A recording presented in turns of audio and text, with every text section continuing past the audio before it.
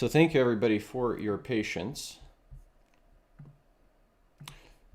Today we're going to be talking about hooks, and we're going to be going through kind of A to Z everything about hooks, at least my thoughts on it, and how I would recommend you guys all approach when testing hooks and being efficient with optimizing with different hooks. So a quick overview on what we're going to be covering today is going to be what does a good hook look like. We're going to go through examples.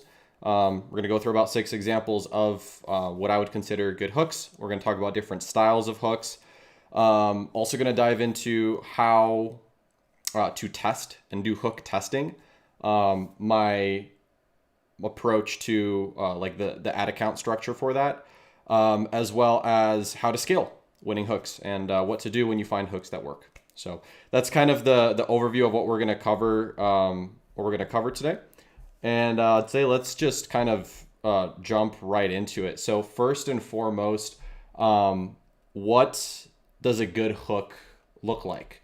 It's kind of the $1 million question. And what I like to say is that any hook that will get you a 25% hook rate or higher, that's what I would consider a good hook. Now, let's just take a look at like one of the recent, one of these recent ones. So I want to also, before going further, clarify that having a 25% or higher hook rate does not mean that an ad will work.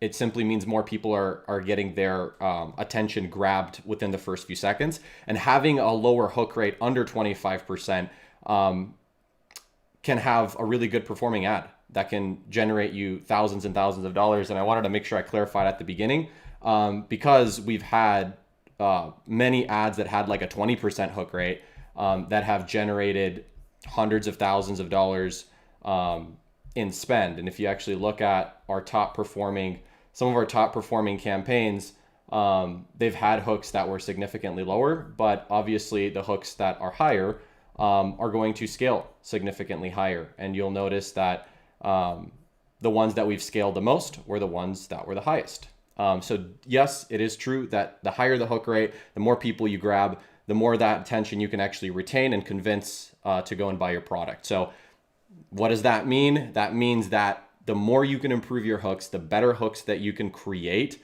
the more people you'll be able to convert in an ideal scenario with the proper tweaking and adjustments. So again, that's the first thing. Wanted to touch base on hook rate. Cool. Now, what does a good hook look like? There's many different ways that you can grab somebody's attention, but at the end of the day, it's going to boil down to your ability to stop them while they're scrolling. Okay. We live in a day and age where people are scrolling really fast, and you have under a second, give or take, to actually capture the attention of your audience. And if you can, within that first second, grab attention, you've successfully interrupted their scrolling pattern, right? So what does a good hook look like? Well, it's a hook that stops somebody while they're scrolling. Now, how do you stop somebody while they're scrolling? Like, what needs to happen within the first few seconds or within the first second for that to actually happen? To answer that question, you want to break apart what are the variables that exist within the hook. Like, what do they see? What do they hear? What is the copy that they're reading? Okay. Those are going to make up somebody's decision on whether they're going to stop and watch this or not. And what you'll notice is copy that makes people curious, makes them ask questions, copy that's controversial, visuals that are controversial, sound that is controversial, will all get people to stop and to watch. Why? Because when something is controversial, when things are different, when you do something weird, when you do something odd, you're going to get people to stop and watch. And I have a few examples that we're going to dive into on what that looks like here. One of the ones that I want to start off with is this one here. So there's this video that I saw that went viral online, and it's this one Indian dude that's like directly pitching these products. But look at the hook that started off. I'm gonna go ahead and restart this and then play the audio. Let's all watch it together. इसको करते हैं बंद। मैं तुम्हें दिखाता हूँ drone. ये रहने वाला है 1550 में डुअल कैमरे वाला ड्रोन। ये 3200 रुपए में 5 कैमरे वाला ड्रोन। ये वर्ल्ड का स्मॉलेस्ट ड्रोन जो रिमोट के अंदर ही आ जाता है। ये रहने वाला A17 aerial 4000। All right. What happened in the first few seconds? Bro literally lit a fuse, right? Bro lit a fuse in the first few seconds, which caused everybody to be like, what in the world, is going on? And I know some of you guys already saw this hook that I recreated, but basically look at this. This grabbed enough attention that it went viral to generate over 1.8 million likes. That's likes. Like if you go into these guys' reels, I think they're great to learn from. This video generated almost 100 million views. Like that's an insane amount of eyeballs that this has generated. And look at what the hook was. It was them lighting a fuse, causing this curiosity that makes people want to learn more. So what makes a good hook? It's a hook that makes people want to learn more, to keep watching, right? What can you do when you, and I'm just going to share my recreation of this, because when you find good hook ideas, you should 100% try them and test them and try to make your own variation of them, because they can also work well for you when replicated. So check this out. I did this video here.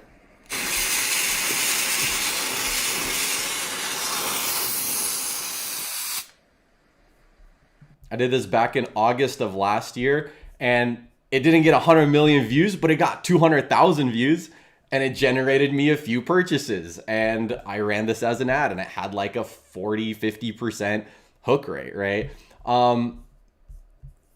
And this is just one example of a very clear product showcase that is shown right after a hook happens. And something I want to tie in here that I think is very important before we move on is the importance of congruency from your hook to what you transition to. You don't want your hook to just be completely off topic and then not make any sense to when you transition into talking about your product, talking about problem, showcasing solution, showcasing how your product is the solution to their problem, right? You want it to be very smooth. And if you don't make it smooth, it doesn't work. So that's why all those hooks that you'll see, like a baseball getting chucked at the screen, right? And then it hits the screen and then it transitions to something. Those can work, but only if they flow, okay? And I have a few examples that I want to show, one here in particular of what I mean by that, and how one can approach having a hook that is visually interrupting, maybe completely off topic, but then bring it to topic. And that one is going to be right here. I would call this hook. This is a hook that I would consider this like an action stitch, if you will, because what you're doing is you're having a hook that starts off with an action, and something that will tie in here in a few minutes is the importance of movement in your hooks. In this example, you'll notice that bro gets absolutely smacked across the face by other bro, and then it transitions into an ad. This is an ad by Try Pure Skin. We're gonna go ahead and play it, and then we're gonna talk about it.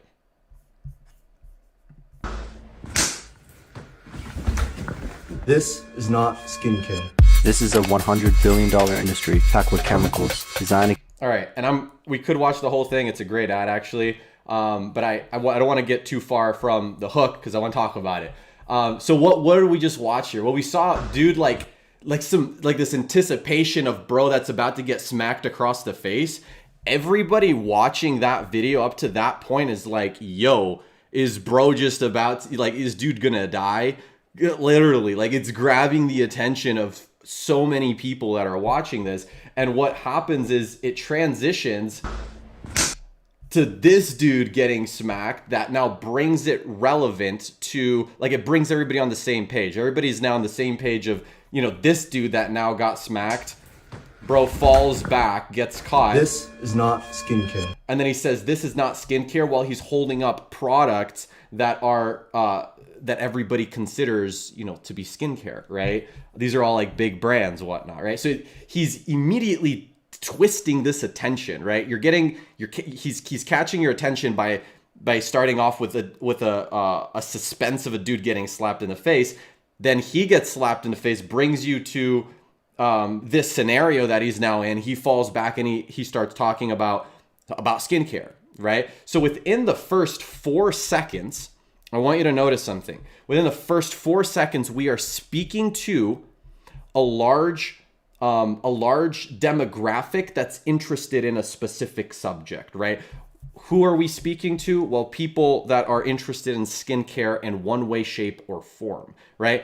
The attention was grabbed at the very beginning in a very effective way through a suspenseful anticipation of somebody getting slapped that was delivered by bro pretending to get hit, right? Falling back, and then immediately calling out the target demographic. I want you guys all to just note how directly this target demographic is called out at the beginning. That is a consistency you will see in good pieces of content.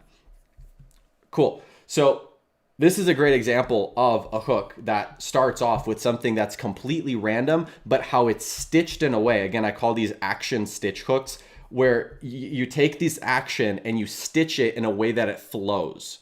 All right. And this is, you'll see these are really common. I'm sure you guys all seen that one dude on Instagram that has the sign. He advertises for those neon signs. You probably know what I'm talking about. He's this Asian dude. He's in China, and he advertises the factory that they push. And he does a lot of these hooks. Great form of hook to do. You just have to do it right or it won't work.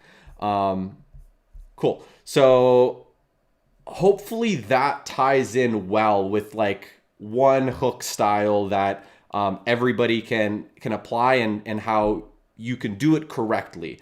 Again, you just want to make sure you don't if this dude would have gotten slapped and then it would have just completely transitioned to like just B-roll, it won't work.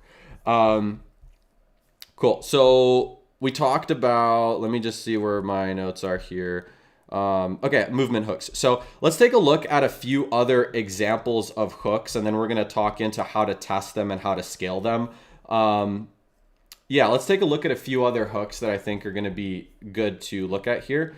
We're going to take a look at this one from Social Savannah. She posted this on X. We're going to go ahead and watch this hook, and then we're going to go ahead and talk about it. I get it. A hydration stick specifically saying it's designed to help you bounce back after the gym sounds too good to be true until you realize there's nearly 3,000 milligrams of electrolytes. Cool. So I'm not going to play it further than here just because, again, I want to talk about this hook. So what's happening here, we start off with this, this native TikTok comment overlay that's happening, right? And what is this comment overlay saying? There's no way this actually makes a difference. What is that doing? Anticipation, right? People are curious to what is what they're talking about, right? Like there's no way this actually makes a difference. What doesn't make a difference, right? Cool. So that's what they're wondering, right? So the actual TikTok text here, that the TikTok comment bubble here actually does a great job and can be used very effectively to grab people's attention.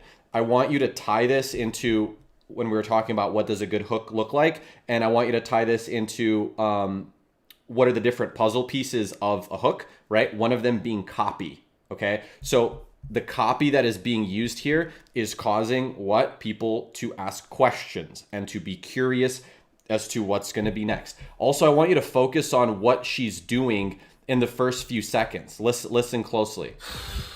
She's going like she's exhilarating this like huff and puff, right? That's grabbing people's attention even more. I get it. And then she grabs the fucking thing out of thin air, right? Like retention is now sticking even further because this was pretty cool. Like this transition that happened here was pretty cool. And you can see this is pretty much just two different clips that were clipped together, and they just put her fingers over, like they keyed this out as she's like grabbing it, and then they just switched the clip to her holding it. So that's how they accomplished this type of hook here. But this is another great example of a hook that does a fantastic job just smoothly transitioning into the actual ad, right? And having this transition that doesn't feel fake, but just flows. And again, I want to just hammer this down, everybody. Your hook has to flow into what you're bringing to the table next, or it will turn people off when you switch from it. And again, this is a good example of a hook that grabs attention, right? Has people that are curious to learn more. And now she brings it into like real life as she's talking about it. And then she's saying, I get it. I get it. A hydration stick specifically saying it's designed to help you bounce back after the gym. Okay, what's happening? Within the first 5 seconds, we're speaking to a target demographic. Let me see in chat. It says, I can't hear you. I can't hear you anymore. Am I the only one? Can you guys hear me in the call? Okay. Just making sure it's not on my end. Not working for me. Okay. It sounds like it might be on your guys' end. Just feel free to try restarting the Discord. That might fix it for you.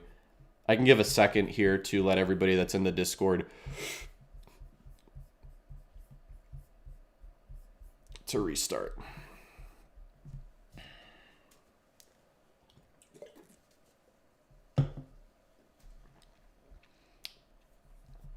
Okay. I'll give you a few more seconds, and then we'll continue. Restart worked. Perfect. Okay. Cool. Let's continue. So, what are we getting at here? Another great example of a hook that's different. Another great example of copy that is causing people to be curious. I want you to focus how this is different than the other hook that we just watched. What makes hooks good is when hooks are unique, when you grab people's attention in a unique way that they haven't seen before that interrupts the pattern. Again, let's back up to the fundamentals. What does a good hook look like?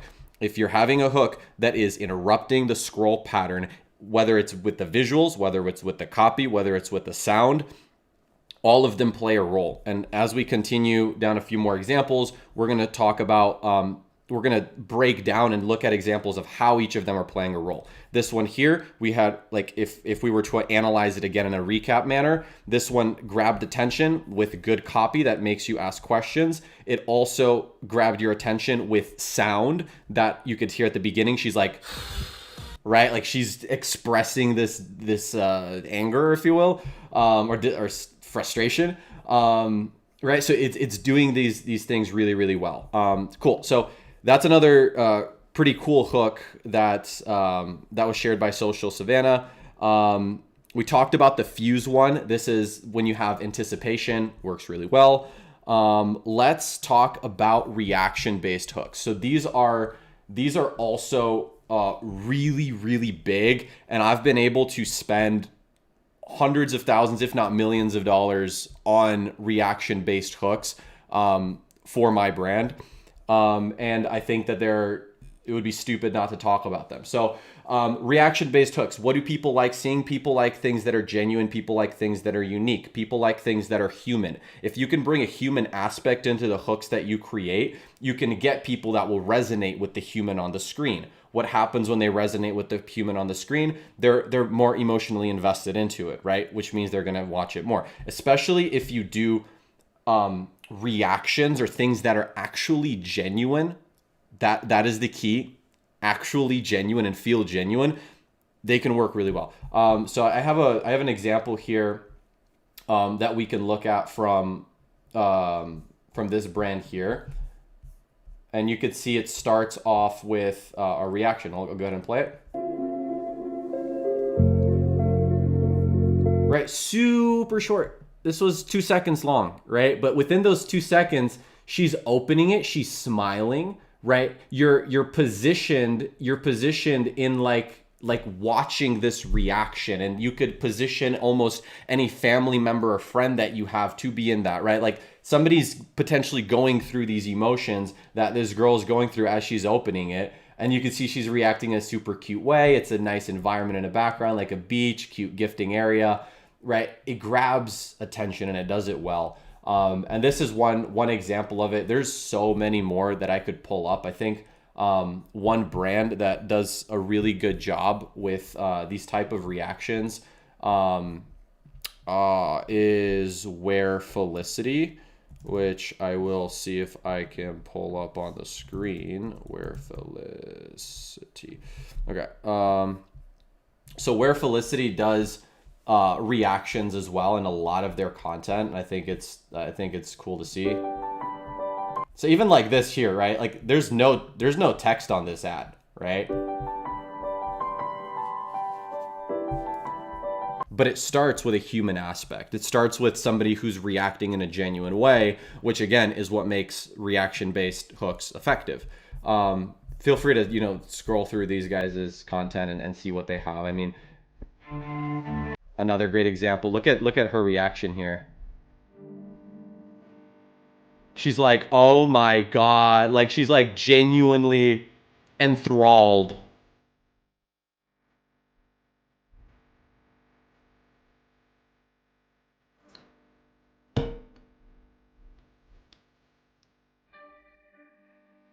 Cool.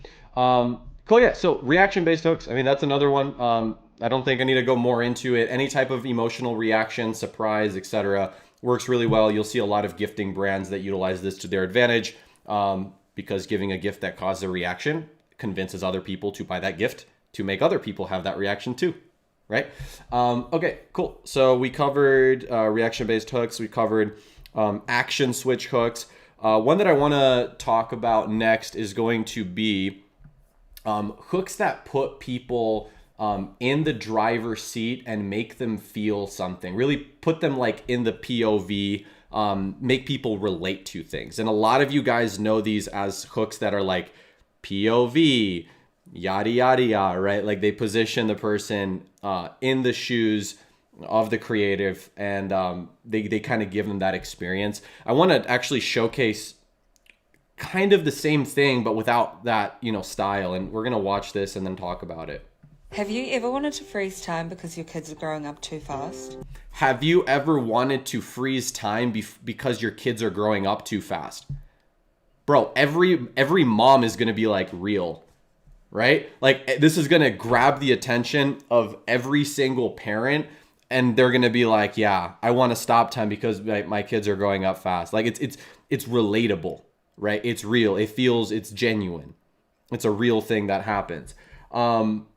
And that's what I want to get at. That's the style here. So making things that speak to the heart in a very relatable way, whether it's just the script, whether it's a voice script like this that's being overlaid on beautiful B-roll of the family, of holding the kids, yada yada, or whether you have a simple piece of text that's saying, do you ever, like POV, you want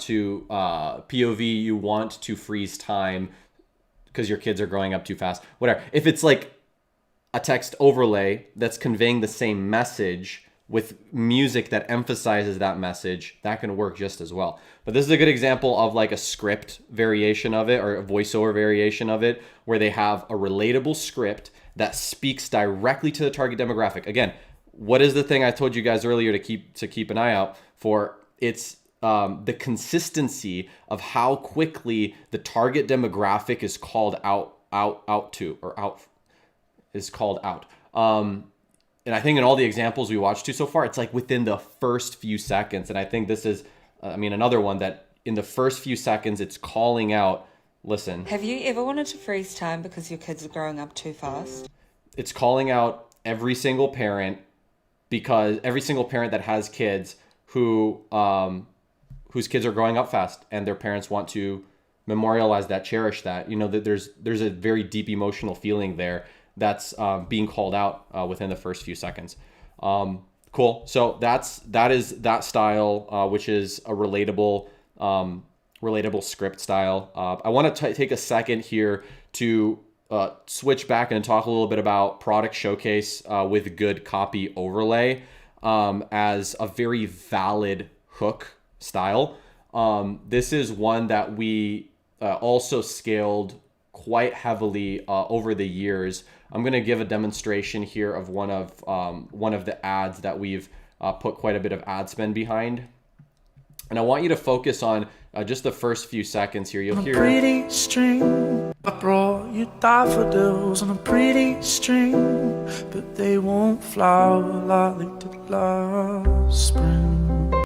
Cool. So again, if we go to the beginning here and we watch, this is visually, we don't have anything that's hooking people here. There is no visual hook here. It's just showing the product. Okay. The hook that we have here is actually inside of the copy primarily. And this is a good example because this is an ad that didn't have the highest hook rate, right? It had like a 20 some percent hook rate, but it was so effective because the messaging was so direct and it spoke directly to the target demographic, right? So within the first few seconds, we're directly speaking to the target demographic, to people, to convince them to gift this and telling them that they need to gift this product that we're selling to somebody that they know that's a female. Like that's what we're doing in this messaging. And that messaging alone is what gets people to watch it and then be interested in watching it. And what's very interesting is when you have a very bad, let's just say, or not super impactful visual hook, but you're just having text that's speaking to people directly, the intent is going to be significantly higher. So you're getting less people to actually watch your video, but the people that are watching it have higher intent, which is what results in then that ad potentially being able to get scaled really, really heavily. So this is the style here, the last style that I want to talk about, which is just very simple, intentful copy that's overlaid on top of on B-roll, and it can work really well, especially if you have copy, if you have good copy. Right now, what makes good copy? That's going to be a completely separate live. But yeah, hopefully that makes sense. And that was a lot of different hooks.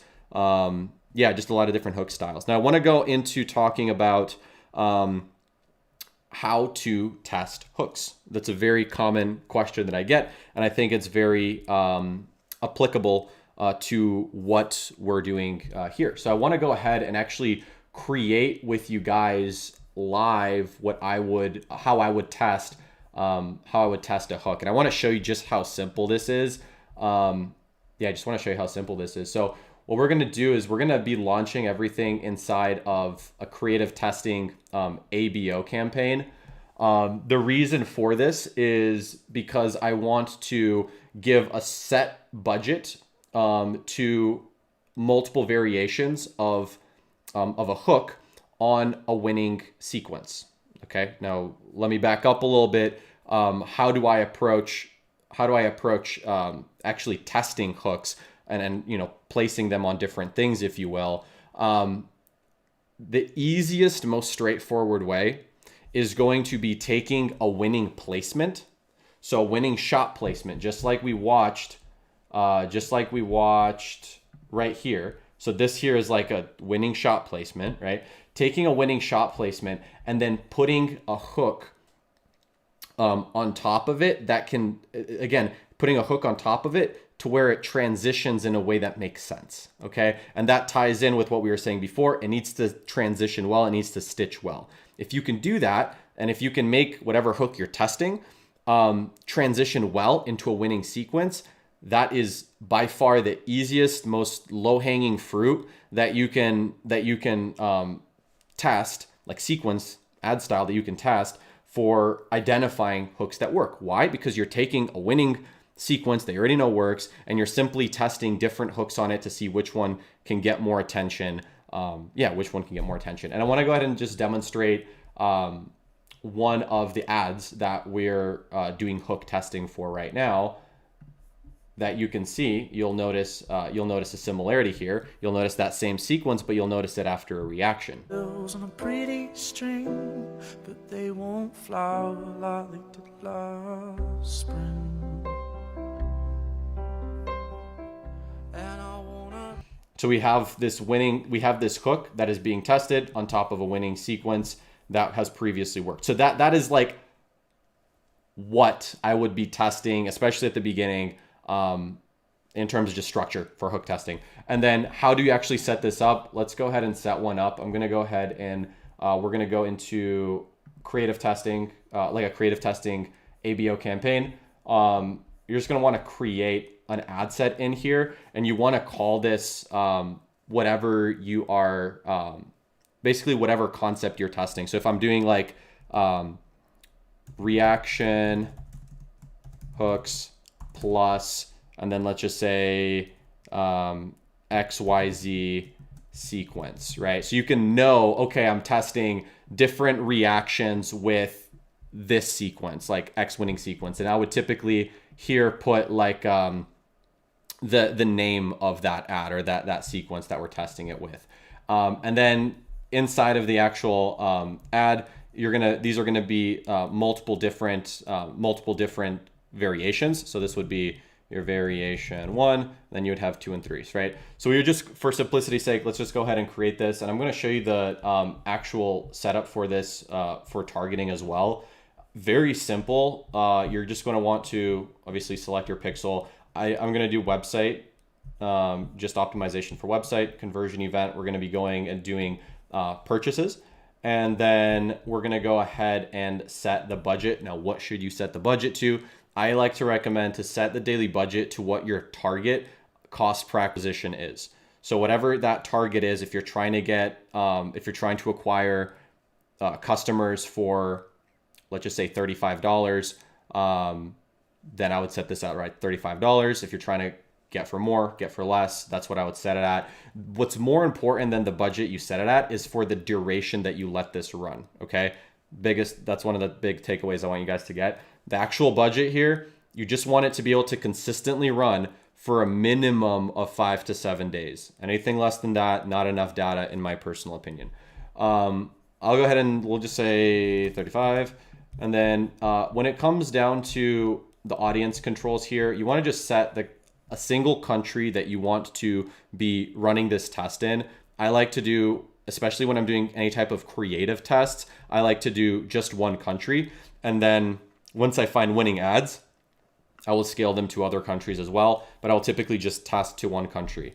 Audience targeting here, you're going to want to go actually to switch to original audience options. And this is a pretty back and forth thing for me. So I will either do Advantage Plus targeting, which does target and retarget people that have previously interacted with your brand. So if you want this to be completely broad, which for hooks we kind of do, you're going to want to not do Advantage Plus audiences, and you want to go to switch to original audience options, click use original audience, and then go down here and just narrow this down to what you've seen work best in the past from who's buying from you. So for me, I know like 18 to 44, and I'm going to leave this to, genders to all, as both men and women can gift our product. And then everything else you want to just leave as is. I leave Advantage Plus placements on. Again, the main change here that we're doing is going to be to do the original placements, because for hook testing, I want to get an idea of what is the cold demographic. How is a cold demographic going to be interacting with my ads that I'm running? How are they going to be interacting with the hooks? That's what I care about here. So that's the setup, just broad. I mean, it's extremely simple. For the variations, what I would recommend for when you're doing hook testing is there's two routes here. You can either consolidate, which is going to be potentially more efficient. However, you can only see the winning ad, which is going to be through running this as a flexible. So if you go to manually upload and run it as a flexible format, you'll be able to upload up to 10 variations. Now, I recommend typically 3 variations of a hook. And you can upload them in a flexible format, which would let you just select, let's just say 3 video variations, hit continue. That is one way that you can test the variations and just have that underneath one ad. However, if you do want to see the data, which in most cases you do, I would recommend that you go ahead and set it up with a single ad format, and then you're just going to go ahead and add your video for the first variation. You're going to select it. You want to make sure this is all on original. Sometimes, you want to make sure it's all on original. And then you're going to want to go ahead and quickly duplicate, and then switch out the creative here for your other one, etc. Right? So then you would do your second variation, and then your third variation. And for each one of them, I would first add also your primary text as well as your headlines and your URL before duplicating. Then you don't have to retype everything or repaste everything. In terms of what primary text and headlines you should use for hook testing, use winning variables, right? There's no point to add more variables to the mix if you're testing the hook, then have the hook be the only thing that's changing here, and use like your top performing primary text here, one top performing headline here, and I would just send it directly to your product page. This is how I would set up to actually test. And I would let this run for a minimum of 5 to 7 days. So again, I would set your budget to whatever you can afford to spend 5 to 7 days of consistently for this hook test. And by the end of that period, you should be able to look inside and see exactly which one is outperforming, as it's going to be the one that's taking up most likely most of the spend. And also you can then see the actual hook rate. Cool. That is how I would test hooks, and that's how I do test hooks. How do you scale hooks? What does that even mean, right? Well, you can scale, obviously, things that are working. You can extract them. You can extract them from the testing phase and put into a scaling campaign. However, that isn't going to be... so that's not going to be the only way that you should approach scaling that creative, right? If you have a creative that has a hook that's working really well, typically you can take that same hook and you can place it on other sequences, and you can get more people to watch those sequences. What does that mean? That means you could take ads that have historically not worked for you, and you can retest them by seeing if it just needed a better hook. Okay. And the reason I'm saying that is, the reason I'm mentioning this is because I have found in the past multiple ads that like we tested and we're like, oh, it didn't work, let's kill it. I found that they will sometimes work significantly better by just swapping out the hook to a winning hook. And that could then be scaled significantly further than maybe the first iteration of that hook that was tested and you saw performance in. So test like a mad lad, right? Like be a mad scientist in your account, test a lot of things, test winning hooks that are working on different placements. Just again, make sure that it flows, make sure it feels like it fits. Those are going to be biggest tips there. Okay, cool. That is what I had to present. I'm going to allow for, we're going to do a few questions, and then we're going to call this good. So if you have any questions, feel free to drop them inside of the Discord chat. This could be hook related. This could be in general. We'll do a few minutes of that, and then we'll call this good. Do you put winning ads into CBO after 7 days? Do you determine winners based on spend and profitability? So winning ads have multiple things happen. First thing that's happening with the winning ad is it's getting scaled directly where it lies. So typically right in your creative testing, you can increase the budget and it will be able to perform better and get you immediate sales and returns. Now, when do I extract it and move it into a different scaling structure? When there is purpose for that second scaling structure. Let's just say that I have multiple winning ads that I want to consolidate. Great. I'm gonna take those top winning ads and I'm gonna consolidate them into a CBO, or I'm gonna consolidate them into an ASC, and maybe I want to optimize even further and send them to an optimized transition page or landing page. Then I'll have an ASC that has those top winning ads that is sending all that traffic to now a more optimized landing page. So depending on how you're approaching your scale, which there's many ways to approach scale, is going to depend on what I do with the winning ads. But the winning ads are utilized then as winning variables. So you can then take winning ads and mix them with different copy. You can mix them with different landing pages. You can mix them with running them from different Facebook pages. So it's kind of like becomes a tool in your tool belt, right? Like the winning ad. And that can be used in many different ways. But easiest, scale it where it lies, and then consolidate top winning ads into CBOs and ASCs.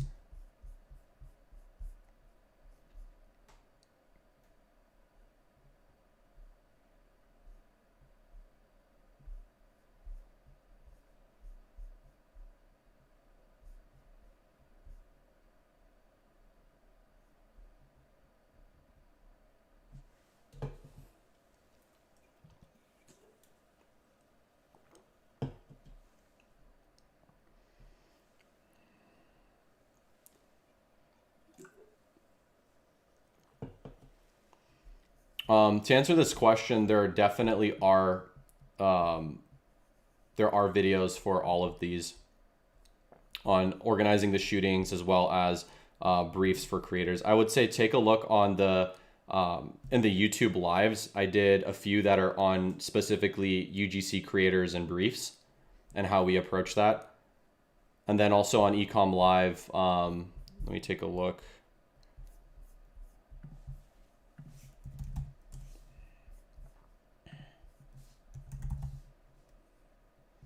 Yeah, so you can see finalizing briefs, and then I don't know if you've seen this one here on team management. This one goes into how we structure those briefs then. That's a few at the top of my head.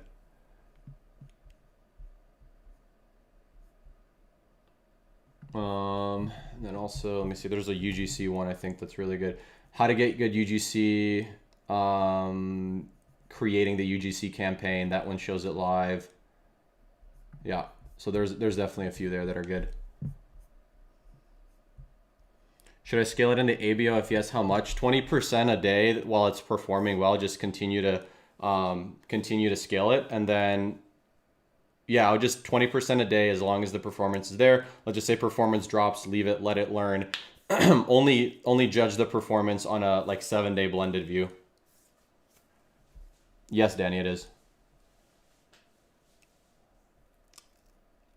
For the hook testing, is the strategy mainly just look for good hooks, or is it tied in with also trying to test creatives and find winners? Well, you want to consistently, you want all of the content that you're testing to have a good hook attempt in it, right? So what does that mean? That means let's just say I'm making a piece of content that I'm trying to, that I'm trying to sell you, this Brez drink, right?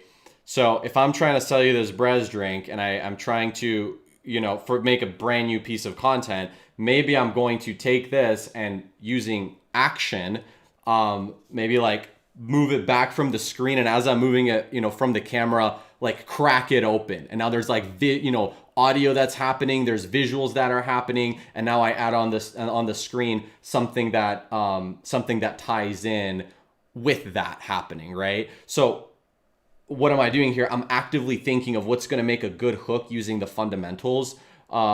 Using the fundamentals that is going to grab attention for, you know, this thing that I'm trying to create. So creating and testing. So creating good hooks on new pieces of content that you're making should be by default what you're trying to do, what you're doing, right? So you're making new hooks as you're testing new content that you're trying to make as attention grabby as possible. Apart from that, you can create hooks that can match with winning sequences that can elevate those previous winning sequences, or elevate those ads that might have had a really bad hook at the beginning of them. You see what I'm saying? So, you know, you should be doing inspiration, looking at inspiration all the time. And it should be something you're doing each week, where you're getting inspiration for different hooks. We covered a few of them in here, but actively trying to come up with new ones is what I would recommend that you do.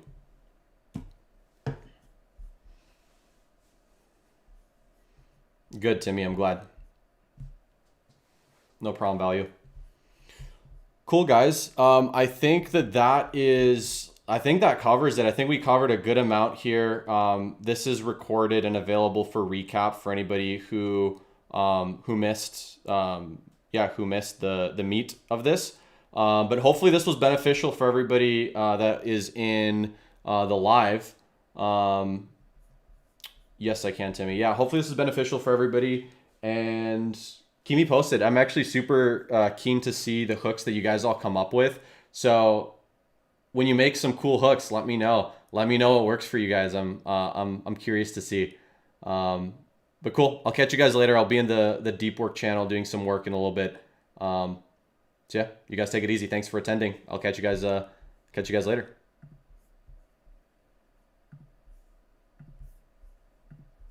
Thanks for watching YouTube. Peace.